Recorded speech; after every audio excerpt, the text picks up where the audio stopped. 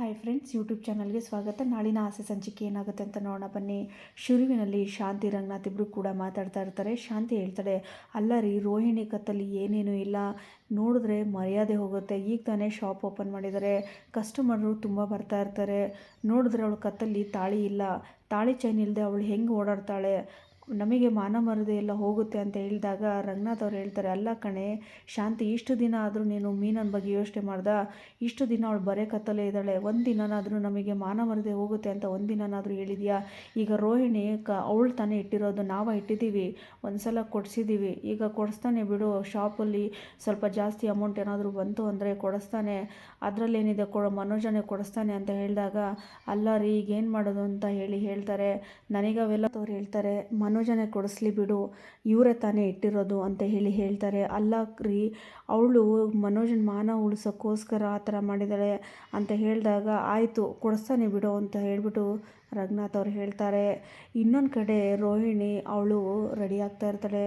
ಅಲ್ಲಮ್ಮ, ನಿನಗೆ ಈ ಸ್ಥಿತಿಯಲ್ಲಿ ನೋಡೋಕ್ಕೆ ತುಂಬಾ ಬೇಜಾರಾಗ್ತಿದೆ. ನಿಮ್ಮ ತಂದೆ ಏನಾದರೂ ಬಂದು ನಿನ್ನನ್ನು ನೋಡಿದ್ರೆ ಏನು ಮಾಡೋದು ಅಂತೇಳಿ ಹೇಳ್ತಾರೆ. ಅವ್ರು ಬಂದರೆ ತಾನೇ ಅತ್ತೆ ಅಂತ ಹೇಳಿದಾಗ, ಹಾಗಿದ್ರೆ ನಿಮ್ಮಪ್ಪ ಬರಲ್ವಾ ಅಂತ ಹೇಳ್ಬಿಟ್ಟು ಹೇಳ್ತಾಳೆ ಶಾಂತಿ. ಹಾಗಲ್ಲ ಅತ್ತೆ ನಾನು ಹೇಳಿದ್ದು, ಆದರೆ ನಮ್ಮ ತಂದೆ ಈಗಲೇ ಬರಲ್ಲ, ತುಂಬಾ ತಿಂಗಳಾಗುತ್ತೆ, ಯಾಕಂದರೆ ಈಗ ಬಿಡಿಸ್ಕೊಂಬರೋರು ಯಾರಿಲ್ಲ, ಹಾಗಾಗಿ ನಾನು ಆ ಥರ ಅರ್ಥದಲ್ಲಿ ಹೇಳಿದೆ ಅಂತ ಹೇಳ್ಬಿಟ್ಟು ಹೇಳ್ತಾಳೆ ರೋಹಿಣಿ. ಶಾಂತಿ ಹೇಳ್ತಾಳೆ, ನೀನು ಬಿಡಮ್ಮ, ತುಂಬ ಒಳ್ಳೆಯವಳು, ಇನ್ನು ನಿನ್ನ ಕೈಯಿಂದ ನೀನು ಕೊಡ್ತೀಯ ಹೊರತು ಬೇರೆಯವ್ರ ಕೈಯಿಂದ ಇಸ್ಕೊಳ್ಳಲ್ಲ. ಆದರೆ ಇನ್ನು ಬೇರೆಯವ್ರು ಇದ್ದಾರೆ, ಕಿತ್ಕೊಂಡು ತಿಂದು ದೋಚ್ಕೊಂಡು ಹೋಗೋರು ಇದ್ದಾರೆ, ಇನ್ನು ಬೇರೆಯವರು ಅಂತ ಹೇಳ್ಬಿಟ್ಟು ಶಾಂತಿ ಹೇಳ್ತಾಳೆ. ಅದೇ ಟೈಮಲ್ಲಿ ಶ್ರುತಿ ಕೇಳಿಸ್ಕೊಂಡು, ಅತ್ತೆ ಯಾರಿಗೆ ಹೇಳ್ತಾ ಇದ್ದೀರಾ ನೀವು, ಯಾರು ದೋಚ್ಕೊಂಡು ಹೋಗ್ತಾ ಇದ್ದಾರೆ ಅಂತ ಹೇಳ್ತಾಳೆ. ಆಗ ಶಾಂತಿ ಹೇಳ್ತಾಳೆ, ಅಯ್ಯೋ ಅಮ್ಮ, ನಿನಗೆ ಹೇಳಿಲ್ಲ, ನಾನು ಮೀನಾಗೆ ಹೇಳಿದ್ದು ಅಂತ ಹೇಳ್ತಾಳೆ ಶಾಂತಿ. ಶ್ರುತಿ ಹೇಳ್ತಾಳೆ, ಅಯ್ಯೋ ಅತ್ತೆ, ಮೀನಾ ಅವರು ಯಾವತ್ತೂ ಬೇರೆಯವ್ರ ಮೇಲೆ ಆಸೆ ಪಡಲ್ಲ, ಬೇರೆಯವ್ರ ಮೇಲೆ ಆಸೆ ಪಡಲ್ಲ, ನೀವು ಯಾಕೆ ಈ ಥರ ಮಾತಾಡ್ತೀರಾ, ನೀವು ಈ ಥರ ಎಲ್ಲ ಮಾತಾಡೋದು ತಪ್ಪು, ಮನೇಲಿ ಸೊಸೆಂದ್ರ ಇರಿದ ಮೇಲೆ ನೀವು ಸೊಸೆಂದ್ರ ಮೇಲೆ ಆ ಥರ ಮಾತಾಡೋದು ತಪ್ಪು ಅತ್ತೆ ಅಂತ ಹೇಳ್ತಾರೆ. ಶಾಂತಿ ಹೇಳ್ತಾಳೆ, ಆ ಸೂರ್ಯನಿಗೆ ಕಿವಿ ಚುಚ್ಚಿ ಎಸಿನ ವಾಪಸ್ ಹೋಗೋ ಥರ ಮಾಡಿರೋದು ಇವಳು ಆ ಕಿವಿ ಚುಚ್ಚಿರೋದ್ರಿಂದನೇ ಸೂರ್ಯ ಮನೋಜ್ಗೆ ಆಪೋಸಿಟ್ ಆಗಿರೋದು ಅಂತ ಹೇಳಿದಾಗ ಶ್ರುತಿ ಹೇಳ್ತಾಳೆ, ಇಲ್ಲಿ ಮೀನವ್ರ ತಪ್ಪಿಲ್ಲ, ರೋಹಿಣಿ ಅವ್ರದ್ದೇ ತಪ್ಪು ಅಂತ ಶ್ರುತಿ ಕೋಪ ಮಾಡ್ಕೊಂಡಿರ್ತಾಳೆ. ಶಾಂತಿ, ಏನು ಹೇಳ್ತಿದ್ದೀಮ್ಮ ಶ್ರುತಿ ಅಂತ ಹೇಳಿದಾಗ, ಇನ್ನೇನತ್ತೆ, ರೋಹಿಣಿ ಅವ್ರು ತಾನೇ ತಾಳಿ ಚೈನ್ ಇಟ್ಟಿರೋದು, ಮೀನವ್ರು ಏನು ಮಾಡ್ತಾರೆ, ಅವ್ರದ್ದೇನು ತಪ್ಪಿದೆ ಅಂತ ಹೇಳ್ತಾಳೆ ಶ್ರುತಿ. ರೋಹಿಣಿ ಹೇಳ್ತಾಳೆ, ಶ್ರುತಿ, ನಂದೇನು ತಪ್ಪಿದೆ, ನಾನೇನು ಮಾಡಿದೆ, ಅದು ಹೇಗೆ ತಪ್ಪಾಗುತ್ತೆ ನಂದು ಅಂತ ಹೇಳಿದಾಗ, ಅಲ್ಲ ರೋಹಿಣಿ ಅವರೇ, ನಮ್ಮಮ್ಮ ದುಡ್ಡು ಬೇಡ ಅಂತ ಅಂದರೂ ಕೂಡ ನೀವು ತಾಳಿ ಚೈನ್ ಇಟ್ಟು ನಮ್ಮಮ್ಮಂಗೆ ದುಡ್ಡು ಕೊಡೋದು ಏನಿದೆ, ನಿಮ್ಮದೇ ತಾನೇ ತಪ್ಪು, ಮೀನವ್ರ ತಪ್ಪೇನಿದೆ ಅಂತ ಹೇಳ್ತಾಳೆ ಶ್ರುತಿ. ರೋಹಿಣಿ ಹೇಳ್ತಾಳೆ, ಅಲ್ಲ ಶ್ರುತಿ, ಈಗ ನಿಮ್ಮ ತಾಯಿಯವರು ಬೇಡ, ನನಗೆ ದುಡ್ಡು ಬೇಡ, ಎಸಿನೂ ಬೇಡ ಅಂತ ಅಂದರೆ ಎಸಿನೂ ಇಟ್ಕೊಂಡು ನಾವು ದುಡ್ಡು ಇಟ್ಕೊಂಡ್ರೆ ಮರ್ಯಾದೆ ಇರಲ್ಲ, ಹಾಗಾಗಿ ಎಸಿ ಕೊಟ್ಟಿದ ಮೇಲೆ ನಾವು ದುಡ್ಡು ವಾಪಸ್ ಕೊಡಬೇಕು ತಾನೇ, ಮರ್ಯಾದೆ ಉಳಿಸ್ಕೊಳ್ಳೋಕ್ಕೋಸ್ಕರ ನಾನು ಆ ಥರ ಕೊಟ್ಟೆ, ಅದರಲ್ಲಿ ಏನು ತಪ್ಪಿದೆ ಅಂತ ಹೇಳ್ತಾರೆ ರೋಹಿಣಿ. ರೋಹಿಣಿನ ನೋಡಿಕೊಂಡು ಶಾಂತಿ, ನಿಮ್ಮನ್ನ ಅರ್ಶಿನ ದಾರದಲ್ಲಿ ನೋಡೋಕ್ಕೆ ತುಂಬಾ ಬೇಜಾರಾಗ್ತಿದೆ ಅಮ್ಮ ರೋಹಿಣಿ ಅಂತ ಹೇಳಿದಾಗ, ಆಗ ಶ್ರುತಿ ಹೇಳ್ತಾಳೆ, ಅಲ್ಲ ಮೀನಾ ಅವರು ಕೂಡ ಇಷ್ಟು ದಿನವರೆಗೂ ಅರ್ಶಿನ ದಾರದಲ್ಲೇ ಇದ್ದಾರೆ, ಆವಾಗ ನಿಮಗೇನು ಅನಿಸಿಲ್ಲ, ಯಾಕೆ ಅವ್ರ ಮೇಲೆ ಅಷ್ಟೊಂದು ದ್ವೇಷ ಮಾಡ್ತೀರಾ? ನಾನು ಫಿಲ್ಮಲ್ಲಿ ಅಷ್ಟೇ ತಾಳಿ ಸೆಂಟಿಮೆಂಟ್ ಇರುತ್ತೆ ಅಂದ್ಕೊಂಡೆ, ಆದರೆ ಇಲ್ಲಿ ನನ್ನ ಕಣ್ಮುಂದೆನೇ ಆ ಫಿಲಮ್ ಸೆಂಟಿಮೆಂಟ್ ನಡೀತಾ ಇದೆ, ಯಾಕೆ ನೀವು ಇಷ್ಟೆಲ್ಲ ಫಾರ್ವರ್ಡೇ ಆಗಿಲ್ಲ ಅಂತ ಹೇಳ್ಬಿಟ್ಟು ಶ್ರುತಿ ಕೋಪ ಮಾಡ್ಕೊಂಡು ಬೈತಾ ಇರ್ತಾಳೆ. ಶ್ರುತಿ ಹೇಳ್ತಾಳೆ, ರೋಹಿಣಿ ಅವರೇ, ನಿಮಗೆ ಇಷ್ಟೊಂದು ತೊಂದರೆ ಆಗ್ತಿದೆ ಅಂದರೆ ನಮ್ಮಮ್ಮಂಗೆ ಫೋನ್ ಮಾಡಿಬಿಟ್ಟು ಹೇಳ್ತೀನಿ, ದುಡ್ಡು ಕೊಡ್ಸೋಕ್ಕೆ, ಈಸ್ಕೊಂಬಿಡಿ ಅಂತ ಹೇಳಿದಾಗ, ಹಾಗೇನೂ ಇಲ್ಲ ಶ್ರುತಿ ಅವರೇ, ನನಗೆ ನಮ್ಮ ಮನೋಜನೇ ಕೊಡಿಸ್ಲಿ, ನಮಗೇನು ಅಷ್ಟೊಂದು ನಮಗೆ ಕಷ್ಟ ಇಲ್ಲ, ಎಷ್ಟು ದಿನ, ಸ್ವಲ್ಪ ದಿನ ಆಮೇಲೆ ಮನೋಜನೇ ನನಗೆ ಕೊಡಿಸ್ತಾರೆ ಅಂತ ಹೇಳ್ತಾಳೆ. ರೋಹಿಣಿ ಆ ಥರ ಹೇಳಿಬಿಟ್ಟು, ಸರಿ ಅತ್ತೆ ನಾನು ಹೊರಡ್ತೀನಿ ಅಂತ ಹೇಳ್ಬಿಟ್ಟು ಅಲ್ಲಿಂದ ಹೊರಟೋಗ್ತಾಳೆ. ಶ್ರುತಿನೂ ಕೂಡ ಸರಿ ಅತ್ತೆ ನಾನು ಹೋಗ್ತೀನಿ ಅಂತ ಅಲ್ಲಿಂದ ಹೊರಟೋಗ್ತಾರೆ. ಶಾಂತಿ ಕೋಪ ಮಾಡಿಕೊಂಡು, ಈ ಮನೇಲಿ ಏನೇನು ನಡೀತಿದೆ, ಈ ಮೀನಾನೇ ಕಾರಣ, ಈ ಹೂ ಮಾರೋಳಿಂದ ಇನ್ನೇನನ್ನು ಅನ್ನಿಸ್ಕೋಬೇಕು ಗೊತ್ತಿಲ್ಲ ಅಂತ ಹೇಳ್ಬಿಟ್ಟು ಶಾಂತಿ ತುಂಬಾ ಕೋಪ ಮಾಡ್ಕೋತಾ ಇರ್ತಾಳೆ. ರೋಹಿಣಿ ಮತ್ತು ಪೂಜಾ ಇಬ್ಬರು ಕೂಡ ಮಾತಾಡ್ತಾ ಇರ್ತಾರೆ. ಪೂಜಾ ಹೇಳ್ತಾಳೆ, ರೋಹಿಣಿ, ಫಸ್ಟ್ ಡೇನೇ ಈ ಥರ ಆಯ್ತಲ್ಲ ನಿಮ್ಮದು, ನಾನು ತುಂಬ ಒಳ್ಳೆ ಬಿಸ್ನೆಸ್ ಆಗುತ್ತೆ ಅಂದ್ಕೊಂಡೆ, ಬಟ್ ಈ ಥರ ಆಗುತ್ತೆ ಅಂತ ನಾನು ಅಂದ್ಕೊಂಡಿರಲಿಲ್ಲ ಅಂತ ಹೇಳಿದಾಗ, ಏನು ಮಾಡೋಕ್ಕಾಗಲ್ಲ ಪೂಜಾ, ಇಲ್ಲಿ ಮನೋಜನ ಮಾನ ಹೋದರೆ ನನ್ನ ಮಾನ ಹೋದಂಗೆ, ನಾನು ಈಗ ಅವರಿಗೆ ನನ್ನ ತಾಳಿ ಚೈನು ಮಾರಿ ನಾನೇನಾದರೂ ದುಡ್ಡು ಕೊಟ್ಟಿಲ್ಲ ಅಂದಿದ್ರೆ ಮನೋಜನ ಮಾನ ಹೋಗ್ತಾ ಇತ್ತು, ನಾನು ಅದನ್ನು ಸೇವ್ ಮಾಡಿದ್ದೀನಿ ಅಂತ ಹೇಳ್ತಾಳೆ. ಪೂಜೆ ಹೇಳ್ತಾಳೆ, ಇನ್ನೇನು ನಿಮ್ಮ ಅತ್ತೆ ಬಿಡಿಸ್ಕೊಡ್ತೀನಿ ಅಂದ್ರಲ್ಲ, ಬಿಡಿಸ್ಕೊಂಡು ಹಾಕೋ ಅಂತ ಹೇಳಿದಾಗ, ಇಲ್ಲ ಪೂಜಾ, ಸ್ವಲ್ಪ ದಿನ ನಾನು ಅರ್ಶಿನ ದಾರದಲ್ಲಿ ಇರ್ತೀನಿ ಅಂತ ಹೇಳ್ಬಿಟ್ಟು ರೋಹಿಣಿ ಹೇಳ್ತಾಳೆ. ಪೂಜಾ ಕೇಳ್ತಾಳೆ, "ಏನು ರೋಹಿಣಿ ಏನು ಪ್ಲ್ಯಾನ್ ಮಾಡ್ಕೊಂಡಿದ್ಯಾ ನೀನು? ಅರ್ಶಿನ ದಾರದಲ್ಲೇ ಇದ್ದರೆ ಒಳ್ಳೇದು ಅಂತ ಹೇಳ್ತಾ ಇದೆಯಲ್ಲ" ಅಂತ ಹೇಳಿದಾಗ ರೋಹಿಣಿ ಹೇಳ್ತಾಳೆ, "ನೋಡು ಪೂಜಾ, ಈಗ ನಾನು ಅರ್ಶಿನ ದಾರದಲ್ಲಿದ್ದರೆ ಮನೋಜ್ಗೆ ತುಂಬಾ ಬೇಜಾರಾಗುತ್ತೆ. ನನಗೋಸ್ಕರ ನನ್ನ ಹೆಂಡತಿ ಎಷ್ಟು ತ್ಯಾಗ ಮಾಡ್ತಾ ಇದ್ದಾಳೆ, ನನ್ನ ಮಾನ ಉಳಿಸಿದ್ಲು, ನನ್ನ ಹೆಂಡತಿ ನೋಡು ಅರ್ಶಿನ ದಾರದಲ್ಲಿದ್ದಾಳೆ ನನಗೋಸ್ಕರ ಅಂತ ಹೇಳ್ಬಿಟ್ಟು ಅವನಿಗೆ ಕರುಣೆ ಬರುತ್ತೆ. ಕರುಣೆ ಬಂದಾಗ ನಾನೇನೇ ತಪ್ಪು ಮಾಡಿದರೂ ಕೂಡ ಎಲ್ಲರ ಮುಂದೆ ನನ್ನ ಪರವಾಗಿ ನಿಂತ್ಕೊಳ್ತಾನೆ. ಹಾಗಿದ್ರೆ ತಾನೇ ಒಳ್ಳೆಯದು ಅಂತ ಹೇಳ್ತಾರೆ. ಆಗ ಪೂಜೆ ಹೇಳ್ತಾಳೆ, "ಒಳ್ಳೇದು ಕಣೆ, ನೀನು ಎಷ್ಟೇ ಕಷ್ಟದಲ್ಲಿದ್ದರೂ ಕೂಡ ನಿನ್ನ ಪ್ಲ್ಯಾನ್ ಉಪಯೋಗ ಮಾಡ್ಕೋತೀಯಲ್ಲ, ಅದೇ ಬೆಸ್ಟು. ನೀನಂತ ಹೆಂಡತಿ ಪಡೆಯೋಕ್ಕೆ ಪುಣ್ಯ ಮಾಡಿದ್ದಾನೆ ಬಿಡು ಮನೋಜ" ಅಂತ ಹೇಳ್ತಾಳೆ ಪೂಜಾ. ರೋಹಿಣಿ ಹೇಳ್ತಾಳೆ, "ಅಯ್ಯೋ, ಅತ್ತೆ ಹತ್ರ ದುಡ್ಡು ಇಸ್ಕೊಳ್ಳೋದು ಏನು ದೊಡ್ಡ ವಿಷಯ ಅಲ್ಲ. ಆದರೆ ದುಡ್ಡು ಇಸ್ಕೊಂಬಿಟ್ರೆ, ಅಲ್ಲ ನಿಮ್ಮಪ್ಪ ಯಾವಾಗ ಬರ್ತಾರೆ, ನಿಮ್ಮಪ್ಪ ಯಾವಾಗ ಚಿನ್ನ ತರ್ತಾರೆ, ನಿಮ್ಮಪ್ಪ ಯಾವಾಗ ಬರ್ತಾರೆ ಅಂತ ಹೇಳ್ಬಿಟ್ಟು ತಲೆ ತಿಂತಾ ಇರ್ತಾರೆ. ಯಾವಾಗ ನಾನು ಕೊಟ್ಟಿರೋ ಚಿನ್ನದ ಮೇಲೆ ಡಬಲ್ ಇಸ್ಕೊಳ್ಳಿ ಅಂತ ಕಾಯ್ತಾ ಇರ್ತಾರೆ. ಅದಕ್ಕಿಂತ ನಾನು ಚಿನ್ನ ಇಸ್ಕೊಳ್ದೆ ಇರೋದೇ ಬೆಸ್ಟು. ಅದಕ್ಕೆ ನಾನು ಬೇಡ ಅಂತ ಹೇಳ್ಬಿಟ್ಟೆ ಅಂತ ಹೇಳ್ತಾಳೆ ರೋಹಿಣಿ. ಕರೆಕ್ಟ್ ರೋಹಿಣಿ, ನೀನು ಹೇಳಿದ್ದು. ನಿಮ್ಮ ಅತ್ತೆ ಮೊದಲೇದು ದುಡ್ಡಿನ ಭೂತ. ಈಗೇನಾದರೂ ನೀನೇನಾದರೂ ಚಿನ್ನ ಇಸ್ಕೊಂಬಿಟ್ರೆ ಯಾವಾಗ ಬರ್ತಾರೆ ನಿಮ್ಮಪ್ಪ, ಅದು ಇದು ಅಂತ ಎಲ್ಲ ತಲೆ ತಿಂತಾ ಇರ್ತಾರೆ. ನೀನು ಇಸ್ಕೊಳ್ದೇ ಇರೋದೇ ಬೆಸ್ಟು ಅಂತ ಹೇಳ್ತಾಳೆ ಪೂಜಾ. ಇನ್ನೊಂದು ಕಡೆ ಮೀನಾ ತರಕಾರಿ ಕಟ್ ಮಾಡಿಕೊಂಡು ನಿಂತಿರ್ತಾಳೆ. ಸೂರ್ಯ ಬಂದ್ಬಿಟ್ಟು, "ಏನಮ್ಮ ಮಾಡ್ತಾಯಿದ್ದೀಯಾ" ಅಂತ ಹೇಳಿದಾಗ ಸ್ವಲ್ಪ ಅವಳು ಮಾತಾಡಲ್ಲ. "ಯಾಕಮ್ಮ ಡಲ್ಲಾಗಿದೆಯಾ, ಹುಷಾರಿಲ್ವಾ" ಅಂತ ಹೇಳಿ ಹಣೆ ಮುಟ್ಟಿ ನೋಡ್ತಾನೆ ಸೂರ್ಯ. ಆಗ ಮೈ ತುಂಬಾ ಸುಡ್ತಾ ಇರುತ್ತೆ. "ಯಾಕಮ್ಮ ಜ್ವರ ಬಂದಿದೆ ನಿನಗೆ, ಒಂಚೂರು ಫೋನ್ ಮಾಡಾದರೂ ಹೇಳ್ಬೋದಾಗಿತ್ತಲ್ಲ, ಟ್ಯಾಬ್ಲೆಟ್ಸ್ ತರ್ತಾಯಿದ್ದೆ" ಅಂತ ಹೇಳ್ತಾರೆ.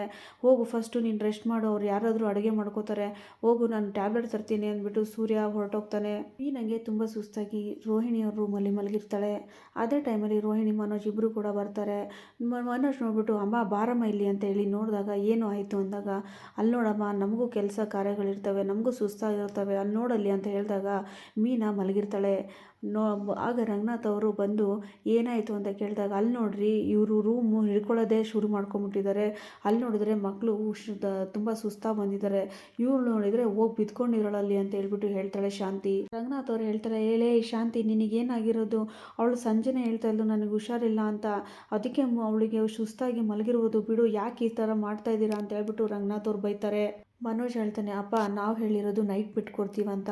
ನಾನು ಈಗ ಬಿಸ್ನೆಸ್ ಮ್ಯಾನು, ನಮಗೂ ಸಾವಿರ ಟೆನ್ಷನ್ಗಳಿರ್ತವೆ. ಈಗ ನಾನು ರೆಸ್ಟ್ ಮಾಡೋಣ ಅಂತ ಬಂದರೆ ಇವ್ರು ನೋಡಿದರೆ ಈಗಲೇ ಆ ಜಾಗ ಹಿಡ್ಕೊಂಡು ಮಲಗಿದ್ದಾರೆ. ನಾವು ಎಲ್ಲಿಗೆ ಹೋಗಿ ನಾನು ರೆಸ್ಟ್ ಮಾಡಲಪ್ಪ" ಅಂತ ಹೇಳ್ತಾನೆ ಮನೋಜ್. "ಅಲ್ಲ ರೀ, ಇವಳು ಅಡುಗೆನೂ ಮಾಡಿಲ್ಲ, ಅಲ್ಲಿ ಹೂ ನೋಡಿದರೆ ಅರ್ಧ ಕಟ್ಟಿಟ್ಟಿದ್ದಾಳೆ, ಏನು ಕೆಲಸ ಮಾಡಿಲ್ಲ" ಅಂತ ಶಾಂತಿ ಬೈತಾ ಇರ್ತಾಳೆ.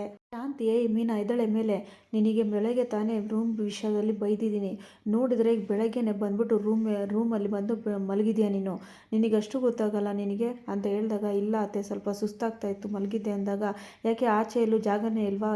ಇಲ್ಲಿ ಬಂದ್ಬಿಟ್ಟು ನೀನು ಮಲಗಿದೆಯಲ್ಲ, ಅವರು ಮನೋಜ್ ಎಲ್ರಿ ರೆಸ್ಟ್ ತೊಗೋಬೇಕು, ಅವನೀಗ ಬಿಸ್ನೆಸ್ ಮಾಡ್ತಾನೋ, ಅವನಿಗೂ ಸಾವಿರ ಟೆನ್ಷನ್ ಇರುತ್ತೆ, ಅವರು ರೆಸ್ಟ್ ತೊಗೊಳೋದು ಬೇಡವಾ" ಅಂತ ಶಾಂತಿ ಬೈತಾ ಇರ್ತಾಳೆ. ಬೈದು ಮೀನಾನ ಕರ್ಕೊಂಡು ಎಳ್ಕೊಂಡು ಬರ್ತಾಳೆ ಆಚೆ.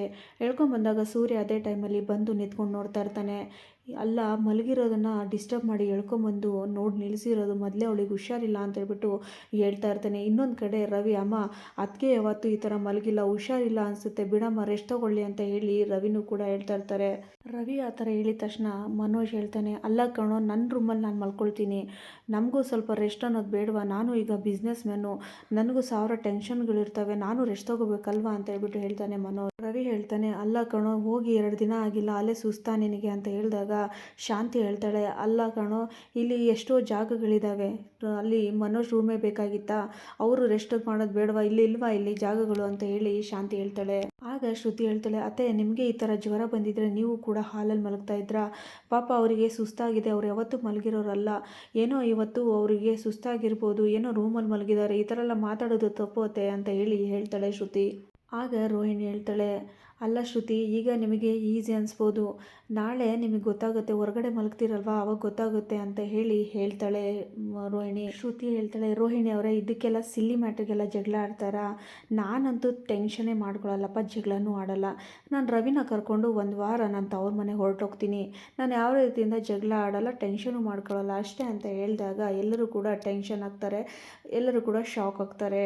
ಆಗ ರವಿ ಹೇಳ್ತಾನೆ, "ಏನು ಹೇಳ್ತಿದ್ಯಾ ಶ್ರುತಿ" ಅಂದಾಗ, "ಹೌದು ರವಿ, ಈಗ ನಾನು ಹೊರಗಡೆ ಮಲ್ಕೊಂಡ್ರೆ AC ಇರಲ್ಲ, ನನಗೆ AC ಇಲ್ಲ ಅಂದರೆ ನಿದ್ದೆ ಬರಲ್ಲ, ಹಾಗಾಗಿ ನಾನು 1 ವಾರ ತವ್ರ ಮನೆಗೆ ಹೋಗ್ತಾ ಇದ್ದೀನಿ, ಅದಕ್ಕೆ ನಿನಗೆ ಹೇಳ್ತಾ ಇದ್ದೀನಿ, ಬಾ ರವಿ ಹೋಗೋಣ" ಅಂತ ಹೇಳ್ತಾಳೆ ಶ್ರುತಿ. ಆಗ ಶಾಂತಿ ಹೇಳ್ತಾಳೆ, "ಅಲ್ಲ ಶ್ರುತಿ, ಏನು ಹೇಳ್ತಿದ್ಯಮ್ಮ ನೀನು?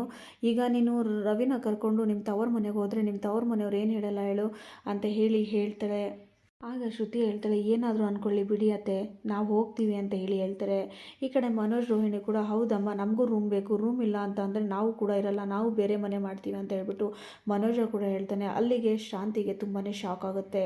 ಅಲ್ಲಿ ರಂಗನಾಥ್ ಅವ್ರು ನಿಂತಿರುವಾಗ, ರೀ ನೀವು ಯಾಕ್ರಿ ಸುಮ್ಮನೆ ನಿಂತಿದ್ದೀರಾ, ಒಬ್ಬೊಬ್ಬರು ಕೂಡ ನಾವು ಬೇರೆ ಮನೆ ಮಾಡ್ತೀವಿ, ಬೇರೆ ಮನೆ ಮಾಡ್ತೀವಿ, ನಾವು ಹೊರಗಡೆ ಹೋಗ್ತೀವಿ ಅಂತಿದ್ರೆ ಏನಾದರೂ ಮಾತಾಡಿ, ಎಲ್ಲ ಆಗಿರೋದು ಈ ಹೂ ಕೊಟ್ಟಳು ದರಿದ್ರದಿಂದನೇ ಅಂತ ಹೇಳಿ ಬೈತಾ ಇರ್ತಾಳೆ. ದರಿದ್ರದವಳು ಅಂದ ತಕ್ಷಣ ಸೂರ್ಯನಿಗೆ ಕೋಪ ಬಂದ್ಬಿಟ್ಟು, ಸಕ್ಕರೆ ಸರಿಯಾಗಿ ಮಾತಾಡು, ಇಲ್ಲ ನಾನು ಸುಮ್ಮನೆ ಇರಲ್ಲ ನೋಡು ಅಂತ ಹೇಳಿ ಹೇಳ್ತಾರೆ ಸೂರ್ಯ. ಇನ್ನೊಂದು ಕಡೆ ರಂಗನಾಥ್ ಅವರು ಡಿಸೈಡ್ ಮಾಡ್ತಾರೆ, ನೋಡಿ ಈಗ 3 ಜನ ನೀವು ಒಂದು ರೂಮಲ್ಲಿ ಇರಿ, ನಾವು 3 ಜನ ಒಂದು ರೂಮಲ್ಲಿ ಇರ್ತೀವಿ ಅಂತ ಹೇಳ್ಬಿಟ್ಟು ಹೇಳ್ತಾರೆ.